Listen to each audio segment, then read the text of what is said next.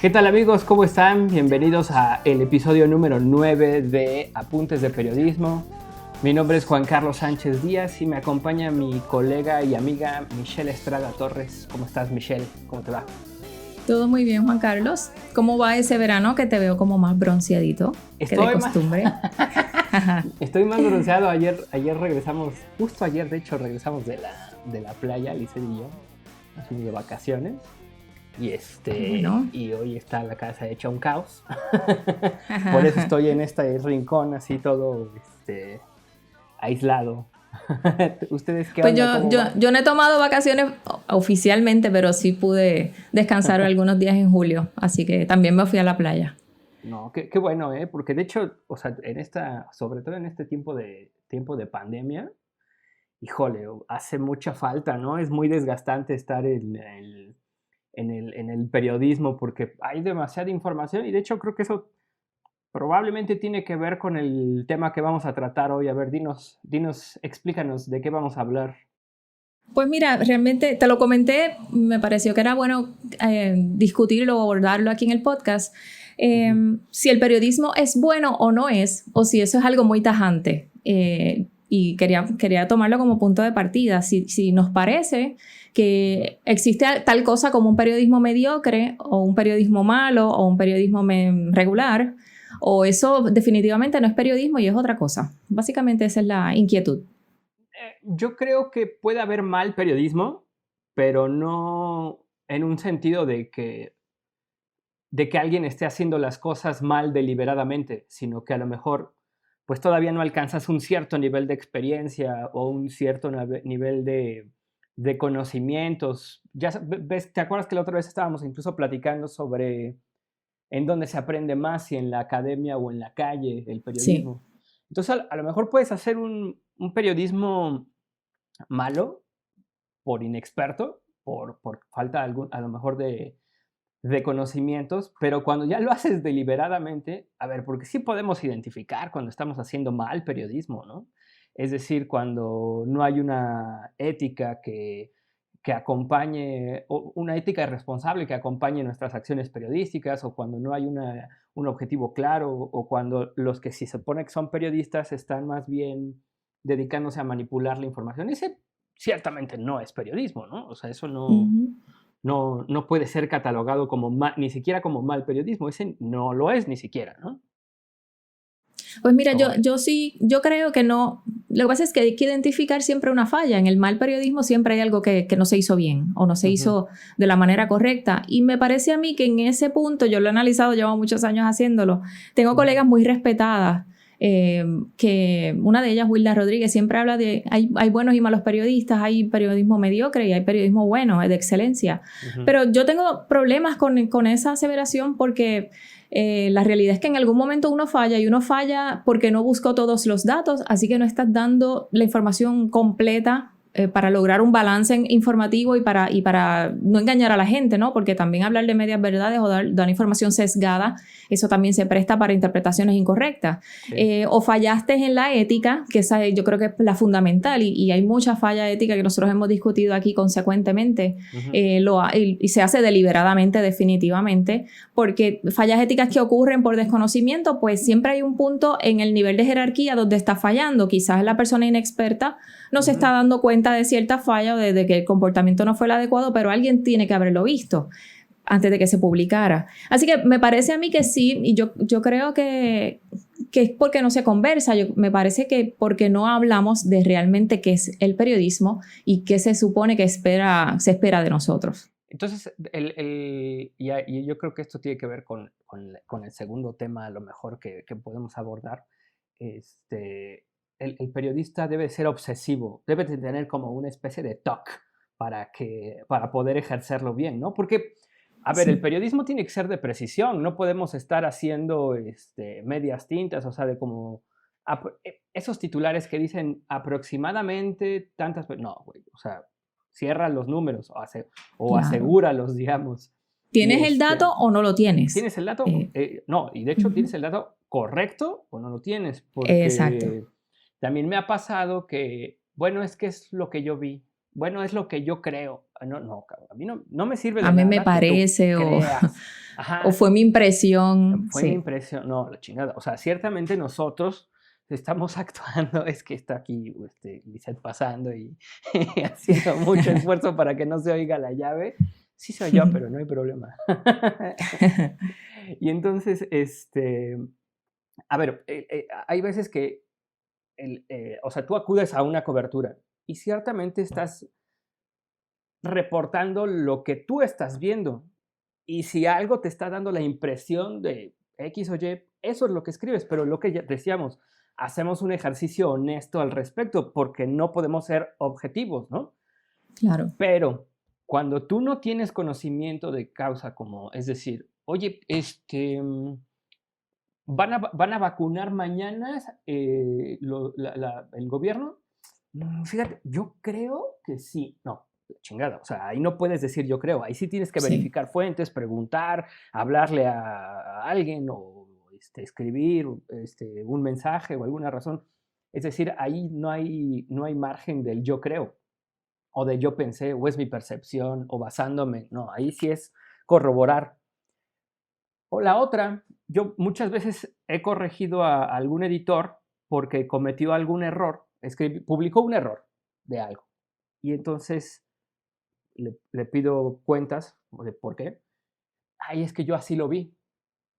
Bueno, sí lo viste así, pero no se te hizo raro. O sea, tú ya tienes otro canal. Exacto. O sea, no, tú lo viste así publicado, tú viste esa palabra mal escrita, esa falta de ortografía, pero tú también tienes un contexto, un conocimiento. Si nosotros mismos teníamos una publicación errónea, pues no te bases en, pues ya se publicó así con este error, sino cuestiona, ¿no? A ver, aquí también está mal, ¿o qué? Justamente antes de publicar, ¿no?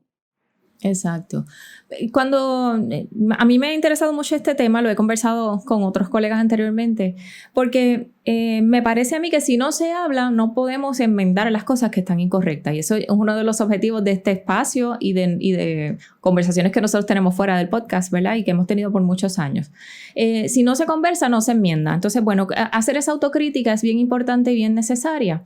En Puerto Rico, por ejemplo, la pasada década, ya cada vez, ya van unos cuantos años de que estamos formalmente en la era digital y que los medios hicieron esa migración de radio a digital, de televisión y de prensa escrita. Entonces, aquellos que son nativos digitales, muchos de ellos, por no hablar de medios tradicionales en este momento que hicieron conversión, sino aquellos que han nacido en la web y en las redes sociales, parte de su problema es que han sido creados con un objetivo que cumplía otros propósitos inicialmente y luego vieron que el negocio del periodismo era bueno, que era rentable, que se podían vender anuncios, que podían vender publicidad y que de repente podían tener un ingreso y un modo de vida, entonces fueron desvirtuando su propósito. Eso ha pasado aquí con muchas páginas, cuentas en Instagram, cuentas en Twitter y en Facebook sobre todo. Clickbait, ¿no? Claro, y entonces muchos blogs también, que no es que sea mala la existencia de los blogs, al contrario, deberían existir muchos más foros. El problema es que no todos son periodistas y entonces como no conocen en qué consiste el periodismo, pues de pronto se ponen un nombre que tenga que ver noticias o que diga noticias en alguna parte o que hable de periodismo o que dé a entender que ese es el contenido que se va a conseguir allí y se dedica a divulgar información probablemente con buena intención, pero sin seguir los parámetros del periodismo y sin cumplir con divulgar la verdad y con corroborar datos y sin pasar por el ejercicio de tú analizar esa información y ver qué es publicable y qué no lo es, cuándo esa información está lista para salir al público, cuántas voces tú consultaste para tú tener una pieza que esté completa, que esté redonda, que sea sólida. Y entonces, sobre todo las faltas éticas se derivan de eso, del desconocimiento de que hay que proteger a los menores de edad, por ejemplo, de que hay que proteger a las víctimas de delitos, sobre todo en casos de violencia de género que en nuestro país son muy comunes. Y ese tipo de cosas, cuando tú no tienes la preparación, cuando tú no recibiste talleres nunca, cuando no tienes educación continua sobre esos temas, los pasas por alto. Pero lo peor del caso no es que en estos medios lo pasan por alto y divulgan y se convierten en unas fuentes de información que más bien son de desinformación y de faltas éticas, sino que la gente, la audiencia lo percibe a todos por igual, ¿verdad? Entonces no puede diferenciar, no tiene capacidad de hacer una diferenciación de un trabajo responsable de un trabajo que no lo es, sino de un foro que da información que puede que tenga buena intención, que a veces la pega y dice cosas correctas, pero que en muchas otras ocasiones da información falsa o pues que no se ha corroborado. Es que, a ver, por ejemplo, un colega mío, Andrés Solís, que hemos platicado respecto a otros portales igual nativos digitales que publican información y que también de pronto caen, o no sé si de pronto o ya es como su columna vertebral, pero hacen mucho clickbait. Me dice que publiquen lo que se les dé su gana, que pongan lo que quieran, nada más que no le llamen periodismo, que no se llamen a sí mismo periodistas. Exacto. O sea, sí. que pongan eso, o sea, no hay problema. Ya sabrán si ponen una nota, un disclaimer, ¿no? Que diga, la información aquí no está 100% corroborada. Que hagan lo que quieran, pero que no le digan periodismo, porque no lo es. El periodismo, nosotros pues sabemos que hay una serie de características que tiene que cumplir. O sea, a ver, que le preguntes a un reportero, a ver, ¿cuáles son las funciones del periodista? ¿Cuáles son las funciones del periodismo? ¿Qué es noticia? ¿Qué es publicidad, propaganda y periodismo, por ejemplo, para que sepa diferenciarlos? ¿Qué debe de regir o cuál debería ser la ética de un periodista? Que también, o sea, a ver, cada quien tiene todos tenemos ética, ¿no? Cada quien tiene la suya propia, todo el mundo la tiene. Solamente que nadie se pregunta o nadie se cuestiona qué es la ética o qué es o cómo podemos establecer un rango, por así decir, de la ética. Porque evidentemente ¿Y cuál es la línea editorial, ya que hablas de ética, cuál es la línea editorial del medio? Exacto. ¿Qué valores tiene ese medio? Porque tiene que ver ¿Qué objetivos tiene?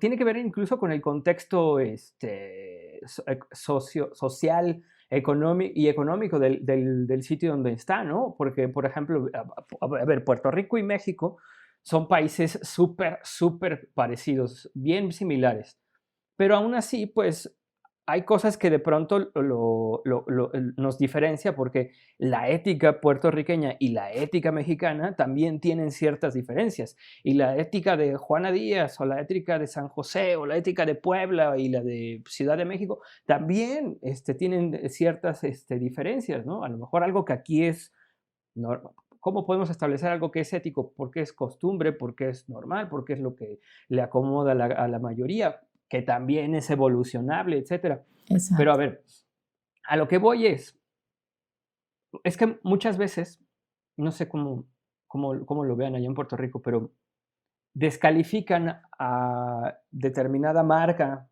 voy a decirle así, marca informativa, ya sea de una persona o de una organización, basándose en la plataforma que está usando.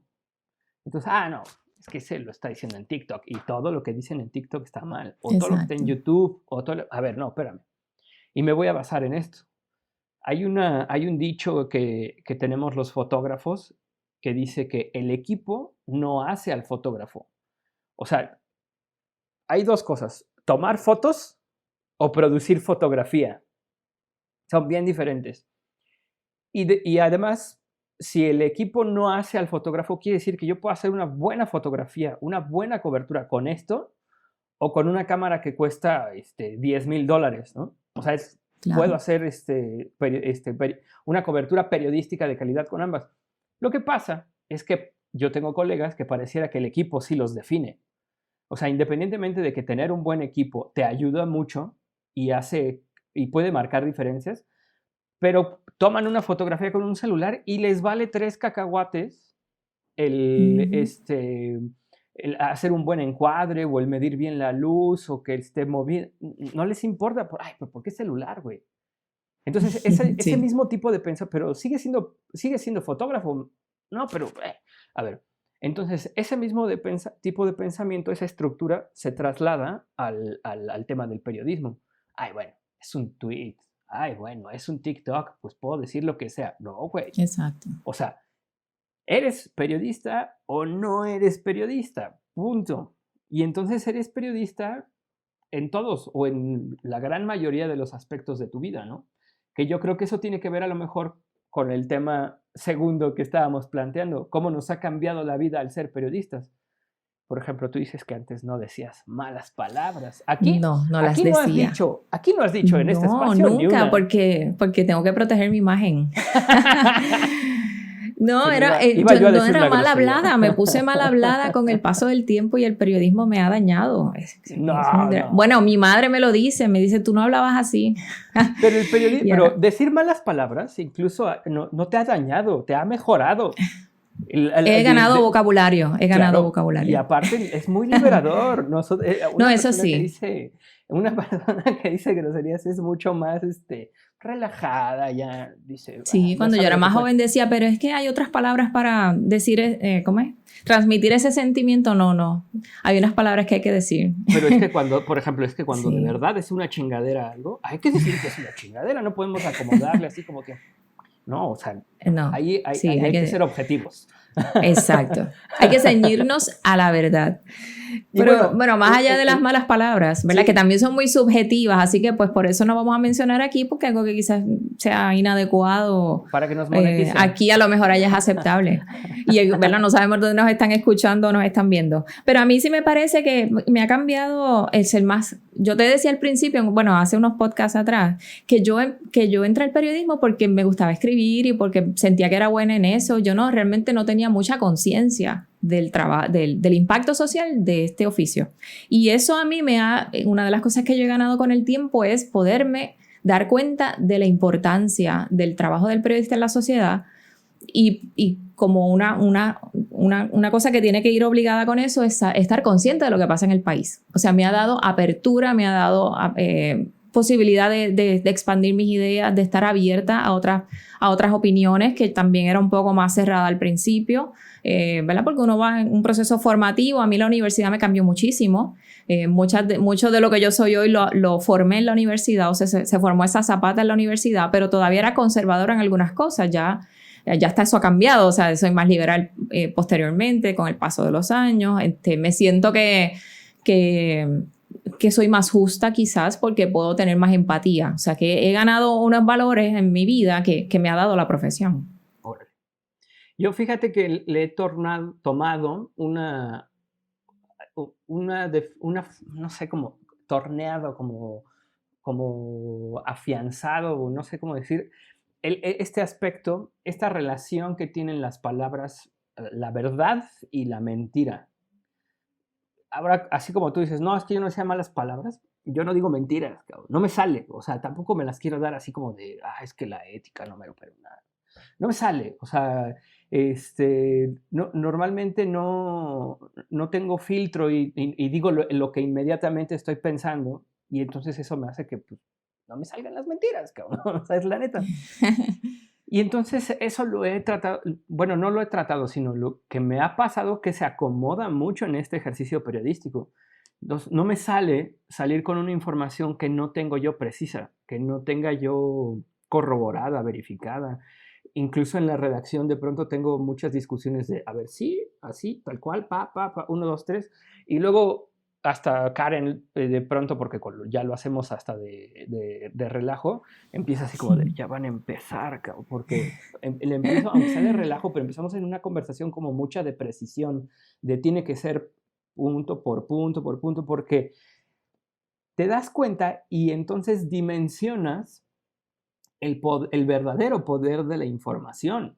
Imagínate que alguien, no sé, en el canal que tenemos de WhatsApp nos pregunta sobre, no sé, cómo obtener un acta de nacimiento y le damos una información en la que le invierte, viaja, hace algún trámite que no tenía que haber hecho, y nosotros mientras, porque gozamos de esa credibilidad, pues le engañamos, ¿no? Porque hace muchos años tuvimos una community manager que vio que en Twitter nos pidieron que ayudáramos a difundir que necesitaban donadores de sangre. Y entonces yo le dije, sí, ok, dale retweet y ya, y a lo mejor cita el tweet y di, poblaneros, necesitamos ayuda para tal. Y me dijo, ok, pero también le puedo responder que si necesita algo. Y digo, ¿cómo? O sea, ¿cómo? que sí, o sea, ¿te podemos ayudar en algo? Le digo, ¿y si te dice que sí? Y si te dice, sí, ven a cuidar a mi enfermo en el hospital o alguna cosa así, ¿vas a ir? Sí. Y se quedó como, digo, es que, bueno, es que es un asunto como de cortesía. Y digo, no puedes hacer un asunto de cortesía, o sea, es de precisión, o sea, no estés pensando en que no va a tomar tus palabras como algo verdadero. Exacto. La precisión, ella pudiera estar generando una expectativa. Exacto. Y de hecho va a generar una expectativa. Va a generar una expectativa. ¿Te podemos ayudar en algo? ¿Necesitas que te hagamos algo?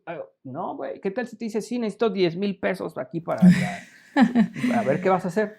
Exacto. Y se queda así. Entonces tú nada más, o sea, no es que nada más te pongas a lo que te pidieron, sino que analiza lo que estás pensando que vas a hacer, ¿no? O sea, el poder justamente de las dimensiones que tiene la información, ¿no? Exacto. Y eso es bien fundamental. Se fue. Te regreso. Volví. Siempre pasa. A los 21, de hecho. Ok. Va. Bueno, y eso que mencionas es bien fundamental porque uno se hace más consciente del poder de las palabras, como tú mencionas, de la expectativa que uno genera a la sociedad a la que sirve.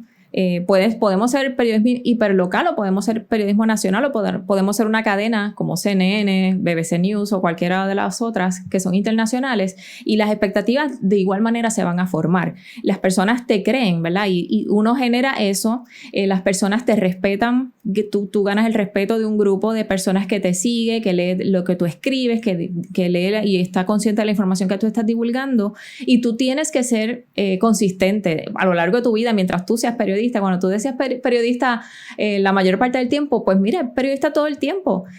Nosotros no nos despedimos y dejamos de ser periodistas, no vamos a la fiesta familiar, no nos vamos de vacaciones y dejamos de ser periodistas. Al contrario, somos periodistas siempre y eso nos da una ganancia. Quizás que sea más incrédula que el resto de mi familia puede ser también un defecto generado por el periodismo, pero bueno, puede ser eso. Y es que además es una carga pesada, por ejemplo, ahorita que dijiste lo de incrédula, porque te piden pruebas. Hay un comediante aquí en México que se llama Franco Escamilla y hace un chiste en el que habla de las personas inteligentes y de las personas tontas. Y entonces dice, pues yo prefiero ser tonto, ¿no? Porque pues, no te preocupas de nada, no puedes tirar la flojera y además nadie te prohíbe de pruebas. O sea, si tú haces gala de que eres inteligente, alguien te dice, a ver, ¿cuánto es 1,500 por 30,000? Y no sé qué. Pero si tú dices, sí, soy tonto, o sea, te lo dan por hecho y no te piden pruebas al respecto. Exacto. Oye, pero y si te preguntan cosas como, oye, ¿y no te preocupa el cambio climático, que el agua, que no? Alguien inteligente como tú lo va a resolver. O sea, yo no tengo... Y entonces cuando te vuelves el incrédulo de la familia, siempre te están diciendo, oye, fíjate que, a ver tú que, ahora sí que el clásico de, tú que todo lo sabes, a ver dime, oriéntame, y luego ya te piden cuentas, ¿no? Apenas o bueno, o que piensan que lo sabes todo de todos los temas también, o que tienes tiempo de leer todas las noticias del mundo. Eso uno lo toma a broma, ¿verdad? Pero pasa, o sea, como, mira, y el conflicto tal en tal país que tú piensas, pues no sé, no lo he leído todavía, o no estoy enterado. O de plano no me interesa. Yo el otro día estaba yo entrevistando a una candidata a practicante aquí en Poblanerías y le dije, a ver, si tú estás en una reunión, ¿quién eres? ¿La que pone un tema sobre la mesa así tipo de, oigan, ¿escucharon tal cosa? ¿La que replica, la que contesta eso? ¿O eres la que nada más está así como cachando a ver qué están diciendo y no sabe nada? Y se quedó pensando, me dijo, no, yo creo que la que ponga el tema, pero si no pongo el tema, entonces lo contesto, pero definitivamente no soy la que está con una actitud pasiva viendo qué dicen los demás. Y digo, bueno, eso me interesa, ¿no? Eso es un buen paso para empezar aquí en un portal de noticias. Pero justamente es eso, que de pronto ya está en las fiestas, güey. O sea, estamos con un pinche desgaste en el que dices, güey, deja de ser. O sea, hay veces que de pronto después de X número de años, a lo mejor de este ejercicio periodístico, dices, necesito dejar 5 minutos de ser periodista porque pues está acá. E incluso nosotros venimos, te digo, de nuestras vacaciones, Lisette y yo, y hubo un día que tembló a las 5 de la madrugada. Wow. y nosotros estábamos en un piso 10. Y entonces, pues estábamos de vacaciones, estábamos dormidos, pero seguimos siendo periodistas. Y entonces en ese momento empezamos a averiguar qué había pasado. Y ya, pues, todo fue con calma, pero me dice ella, puta, yo pensé que ya había valido, o sea, que ya íbamos a tener que regresar a Puebla, que empezar a hacer cobertura, porque, pues sí, interrumpes las vacaciones, más cuando tenemos medios propios como nosotros, ¿no? Sí. Pues eso es un buen cierre. Me parece a mí Sí. que tienen cosas buenas, o sea, hemos ganado cosas buenas, cosas regulares, manías puede ser, o hemos agudizado manías que teníamos antes o obsesiones. Pero a fin de cuentas, a mí me gusta el trabajo, me gusta la profesión y... Yo también. Nada, y espero que seguir adelante unos cuantos años más. Ya luego retirarme a hacer otras cosas. Yo creo que... Pero de eso hablamos luego. Yo creo que... mira, a ver, ¿qué te parece como conclusión? El hacer buen periodismo o no se hace es un poco parecido como la virginidad. O la tienes o no la tienes. Entonces, el periodismo o es bueno o no es periodismo, ¿no? Exacto. No se cae eso oye, ese cierre fue sólido, me gusta eso. Pero eso da pie a analizarlo al próximo. Pues muy bien. ¿Cuáles son tus redes sociales, Michelle, y las de Voces del Sur? Bueno, Voces del Sur lo encuentra como vocesdelsurpr.com y en todas las redes como @vocesdelsurpr, y a mí me pueden seguir por Twitter como @mestradatorres. Y a mí me siguen en Twitter como @carlospress, en todas las redes sociales, de hecho, y a Poblanerías, pues igual @poblanerías, o pueden entrar al portal como poblanerías.com. Y pues nada, nos vemos en 2 semanas o en las que sean necesarias. En las que sean necesarias. Para hablar de algún otro tema de interés periodístico. Así será. Hasta la próxima. Bye.